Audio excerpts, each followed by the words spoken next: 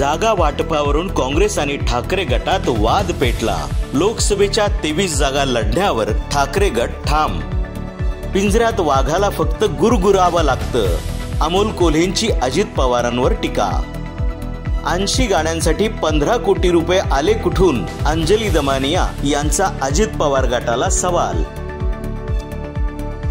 26 जानेवारीपर्यंत धनगरांना आरक्षण द्या, नाहीतर कोणत्याच मंत्र्यांना रस्त्यावर फिरू देणार नाही, सक्सेना सलगरांचा इशारा। 1 जानेवारी रोजी भीमा कोरेगाव विजयस्तंभास अभिवादनासाठी प्रशासन सज्ज। शेतकरी आक्रोश मोर्चा बारामतीच्या काटेवाडी गावामध्ये दाखल। आक्रोश मोर्चाचं जंगी स्वागत। नवीन वर्षाच्या पार्श्वभूमीवर 11,500 पोलीस कर्मचारी ऍक्शन मोडवर तैनात।